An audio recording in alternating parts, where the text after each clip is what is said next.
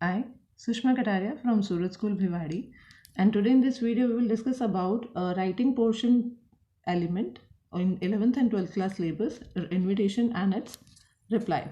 So first of all, let's revise what is what are the invitations are. An invitation is a short composition. It is used for inviting people to function, celebration, etc. Clear? Invitation of there are two types of invitations we have. Simple language में देखा जाए तो किसी भी person को अपने किसी भी ओकेजन फंक्शन और सेलिब्रेशन में इनवाइट करने के लिए हम एक एलिमेंट उनके पास भेजते हैं verbally, that is a different thing, but in a written form जो एलिमेंट और भेजा जाता है for to invite that person, that is called invitation. So we have two types of invitation, formal or informal invitations. Okay. Formal invitation जो generally हम सबके घर में याद है, जैसे किसी के घर में कोई अगर गृह प्रवेश है या कोई शादी है या बर्थडे पार्टीज है, तो this kind of information are come with the help of a card. So that is called formal invitation, जो जनरली आप इधर अपने किसी भी फॉर्मल फ्रेंड्स को दे सकते हैं. And informal invitation it's a kind of short letter. जो इनफॉर्मल इन्विटेशन होता है वो in a form of letter लिखा जाता है. कैसे? जैसे इफ काइंड ऑफ, जैसे आप इनफॉर्मल लेटर हम किसको भेजेंगे? फॉर योर ऑफिसेज, एंड आप इनवाइट कर रहे हो but in a formal manner. Clear? So in that way we have invitations. Okay, so two types of invitation. What is the invitation? Invitation is a short composition which is used to invite people in different celebrations. Clear? So we have two types of invitation: formal invitation, which is usually as our card, and informal invitation in the form of short letter. So जब भी हम कोई formal invitations लिखते हैं and informal invitations लिखेंगे, what kind of points we should have in our mind. So formal invitations are written in third person, in the form of third person. The person who's extend the invitation write his name. In the very starting जो formal invitations हो गए वो उसमें क्या लिखा जाएगा? in the center of, जैसे आपने कार्ड देखा होगा, कार्ड के सेंटर में लिखा जाता है that for example someone is inviting, so लिखा जाएगा Mr. and Mrs. Kapoor invites. Clear? In that form. So then come, ये जो second point में लिखा है, then comes the name of the person who is being invited. फिर किसको लिखा जाता है?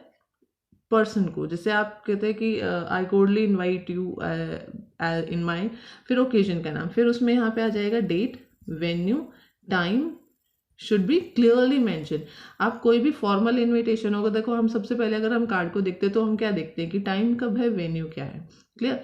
वेन्यू होता है जहाँ पे वो चीज़ें, मतलब the place where the things were executing will be executed. Okay, so on which date, venue and time should be clearly mentioned. So first of all, क्या इसमें पॉइंट आपको ध्यान में रखना है? in the very starting, in the center of page, you have to write down the name of the person who is inviting. Clear?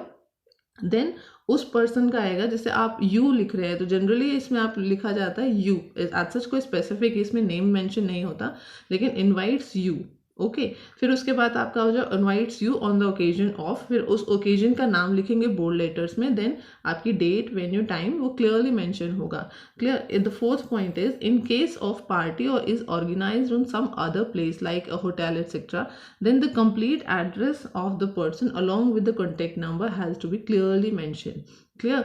जैसे उसमें आप, जैसे प्लेस है, वेन्यू है, तो वेन्यू में हम at their residence in Shyam Vatika, so some kind of things are clearly mentioned in that. मतलब उस वाटिका का name, place and address, complete address should be mentioned in the invitation. Okay, some formal, the fifth point is some formal invitations like the wedding invitations carry the expression of RSVP. जैसे आपने generally देखा होगा RSVP का it's a phrase, a kind of, जिसमें आपका लिखा जाता है कि the complete family is inviting you. Clear? Okay, so यहाँ पे इसका जो पोर्शन है इसका, ये वैसे एक रशियन फ्रेज है, लेकिन यहाँ पे इसको यूज़ किया जाता है RSVP, जिसमें एक सिंपल लैंग्वेज में अगर हम बात करें तो इसका मीनिंग होता है the entire family is waiting for your presence. Clear? Okay, so which means यहाँ तो प्लीज यहाँ पे होगा the address. The six point is the address of the person whose extends the invitation must always be given in the if the function is organized in some other venue. मतलब मान लीजिए कि आपके घर में किसी की अगर शादी या कुछ पार्टी और आप ऑर्गेनाइज कर रही है ना, hotel something, so may be the person is not able to reach there, so he your जैसे आप RSVP के बाद आप जो लिखते हैं the entire family, entire Kapoor family invites you. Okay, उसके बाद आपका जो कॉन्टैक्ट नंबर है, आपका detailed address and the contact number must be written in this. This is the formal invitation. Formal invitation, that means it's a card form. Clear? Now, what kind of the element you should have in your informal invitation? Informal invitations में क्या होता है? They are like very short, to the point. इसमें हम क्या करते हैं? We have to write in a very to the point form. The salutation, subscription, address is on the top are the same. Like in the an informal letter. Informal letter में जैसे हमारा क्या होता है, फॉर्मेट क्या होता है informal letter? सबसे पहले आता है आपका sender's address, then a date and then receiver's address. Clear? Right. कहीं ना कहीं फॉर्मल इन्विटेशन में भी वही है कि सबसे पहले सेंडर का नाम आ रहा है, उसके बाद आपका रिसीवर्स का नाम आ रहा है. क्लियर और not? In the same way यहाँ पे भी वही होगा. जो एक फॉर्मल लेटर का जो पोर्शन फॉर्मेट होता है that should be followed in the invitation as well. Clear? सबसे पहले आपका आ जाएगा sender's address, that means your address, then date and then आपका रिसीवर्स एड्रेस, एंड उसके बाद आपका आ जाएगा subject. Clear? And then salutation sir और ma'am. So these are written in the first person. I want to invite you. इसमें इस तरह से आपका जो पोर्शन है इनफॉर्मल इन्विटेशन में लिखा जाएगा. I hope you understand this. So अब यहाँ पे आपके जो रिप्लाईज होते हैं that is also formal and acceptance और रिफ्यूजल. फॉर्मल में जब आप फॉर्मल में लिख रहे हैं, फॉर्मल लेटर आप लिख रहे हैं, तो in that way how will you reply. अब रिप्लाई जो है वो कभी भी कार्ड फॉर्म में नहीं लिखा जाता. It will be in hand written reply. Okay, the formal reply is like formal invitation. Clear? मतलब जब भी आप किसी को, जैसे फॉर एग्जांपल हमने एक पर्सन को as a guest of honour invite करने के लिए एक कार्ड भेजा. क्लियर? बट उस पर्सन का रिप्लाई हमारा ज़रूरी है कि वो आना है या नहीं आना. तो हमें रिप्लाई कैसे, वो पर्सन हमें रिप्लाई कैसे लिखेगा? In a form of hand written letter. Clear? So it is written in the third person. The format will be the same as the given in the invitation. जिस तरह से formal invitation का format होता है, sender's address, then date, then receiver's address and then subject, the same format will be followed in the acceptance and refusal, यानी कि reply वाले portion में. Clear? In an acceptance,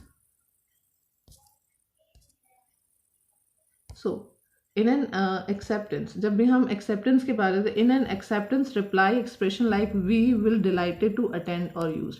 अब देखो यहाँ पे दो रीजंस होते हैं. एक तो या तो होता है कि आप रिफ्यूज कर रहे हो, एक आप एक्सेप्ट कर रहे हो. अगर आप एक्सेप्ट कर रहे हो, इन एक्सेप्टेंस में हमारा क्या होता है कि हम we will be delighted to attend it. हम ये वाली लाइन यूज करते हैं. लेकिन अगर हम रिफ्यूज कर रहे हैं, that means we are not able to go there, तो only expression like prior commitment. तो यहाँ पे हम एक पर्टिकुलर रीजन हमें देने की ज़रूरत नहीं है कि एक पर्टिकुलर रीजन आप देते हो कि मुझे यहाँ जाना है या वहाँ जाना है. There is no need to write these kind of things. But आप क्या लिखेंगे? We have a prior commitment on that day. Clear? Only this word will be there to clarify the thing. So there is no need to write down the entire thing, the reason and why you are not able to be there in the occasion. So you just write prior commitment if you are not going there, and if you are going there, so will be delighted to attend it. So these two words are showing your acceptance and refusal for that invitation. Okay, so informal letters में आप कैसे लिखेंगे? These are the written in the same format or information informal invitation. Clear? जिस तरह से लिखा जाता है, in the first person लिखा जाएगा. The specific reason or refusal can be given. Okay, so these are the things which you can use while you are writing your formal and informal acceptance and refusal. I hope you understand that. Okay, next,